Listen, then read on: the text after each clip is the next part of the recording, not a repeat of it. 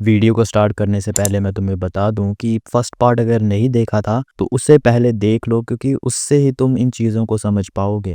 And just across that sea, freedom's waiting. That's what I always believed, at least.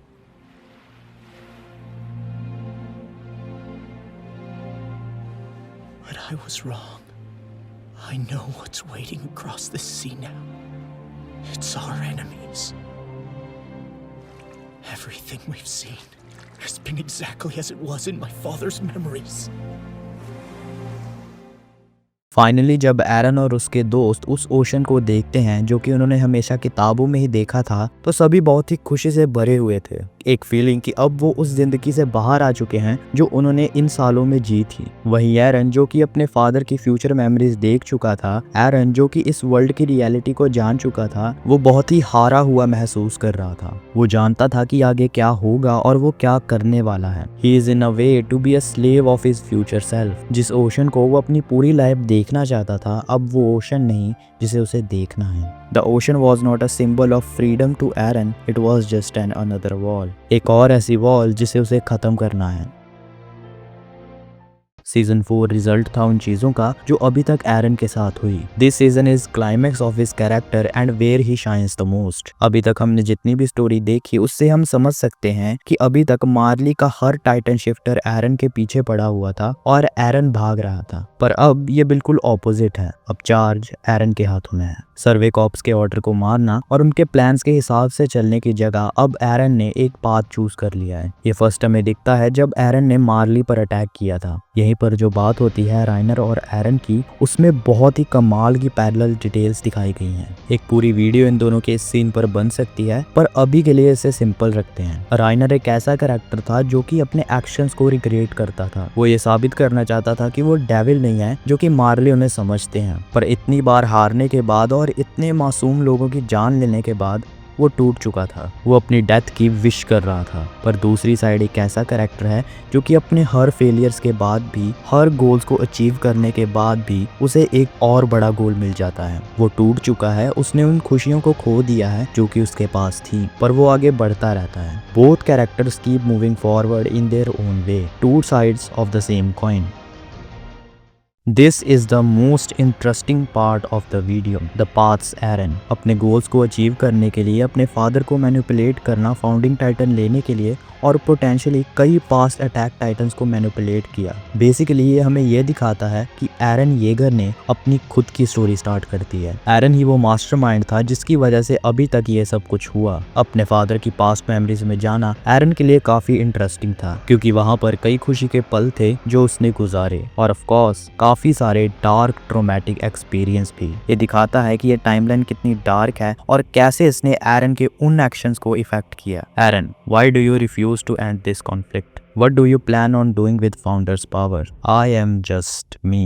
I always have been. If someone tries to take my freedom away, I won't hesitate to take theirs. Our father didn't make me that way. I have been like this since the birth. जब से एरन पैदा हुआ वो freedom के लिए लड़ा। ये हमें दिखाता है कि एरन अभी तक कितना चेंज हो चुका है और अभी भी उसका पास्ट और उसका अभी का वर्जन लड़ रहे हैं सिर्फ एक गोल के लिए, and that is of course freedom. The reason क्यों अटैक टाइटन की पावर्स कभी रिवील नहीं हुई, द रीजन क्यों पास्ट के सारे अटैक टाइटन्स फ्रीडम के लिए लड़े और इवन की ये स्टोरी चालू भी हुई, वो सभी एरन की वजह से। He started this story and he also wrote this story. अब इस पॉइंट पर एरन कोई स्लेव नहीं, उसके पास पावर है फाउंडिंग टाइटन की और अटैक टाइटन की, जिससे वो फ्यूचर देख सकता है और टाइटन शिफ्टर्स को कंट्रोल भी कर सकता है। अब एरन ने यहाँ पर अपने पास सेल्फ से वो फ्रीडम छीनी ताकि वो उसे फ्यूचर में मिले जिसमें अब वो फ्री है कुछ भी करने के लिए, और अब वो अपनी इस फ्रीडम से पूरे वर्ल्ड की फ्रीडम को छीनना चाहता है। सीजन 4 की स्टार्टिंग में एक कंफ्यूजन थी कि क्यों एरन आगे बढ़ता जा रहा है। That was the reason, he was behind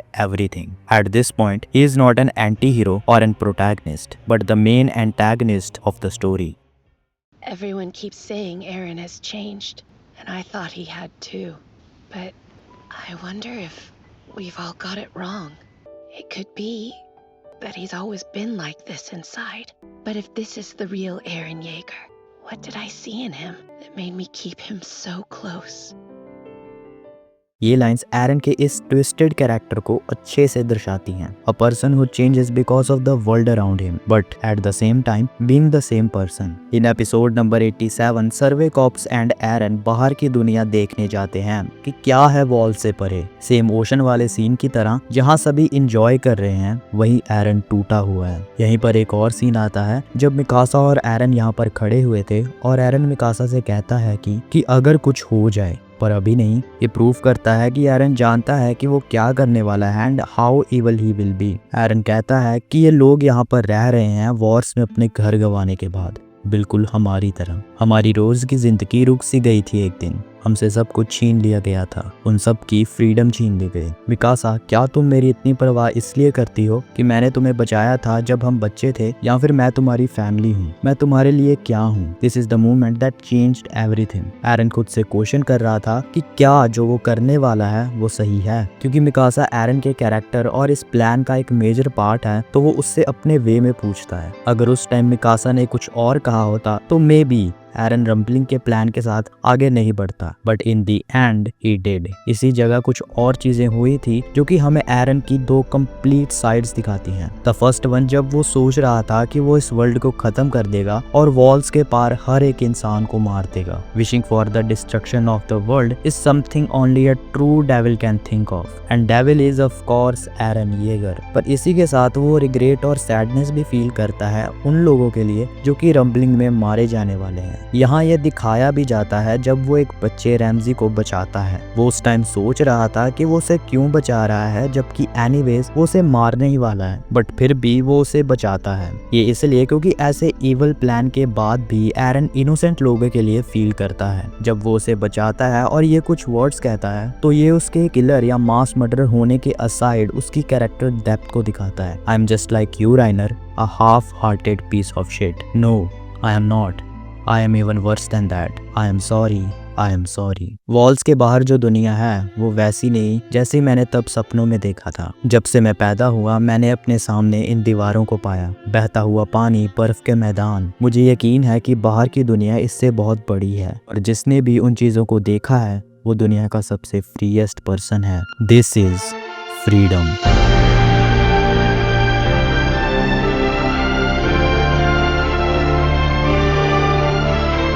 अपनी सारी ज़िंदगी लड़ते रहने के बाद हाँ, वो ऐसा फील करता था अपने डिसीजन के बारे में। हाँ, वो एक मास मर्डरर है, वो एक डेविल है, पर उस डेविल के पीछे एक इंसान है। शायद हाँ, वो इस वर्ल्ड को ख़त्म करना चाहता था, शायद हाँ, वो अपनों को बचाने के लिए ऐसा कर रहा था, और या फिर वो सिर्फ फ्रीडम चाहता था। उसके कई गोल्स थे और उसके हर गोल के साथ हमें उसकी एक डिफरेंट साइड देखने को मिलती है। This is the most misunderstood part behind the brilliance of Eren Yeager.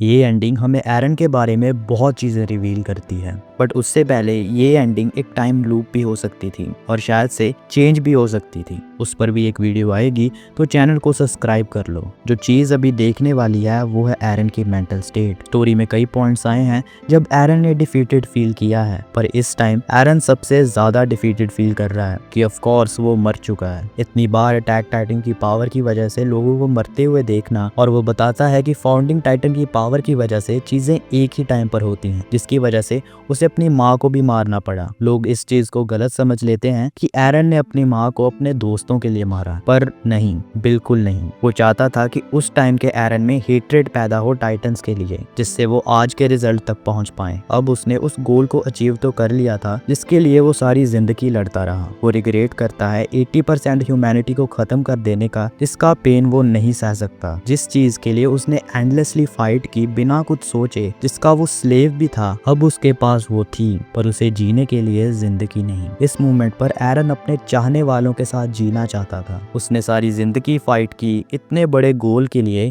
पर अब वो रेस्ट कर सकता है। मुझे ये बात बोलते हुए गूज़बम्स आ रहे हैं, but that was the misunderstood brilliance of Eren Yeager.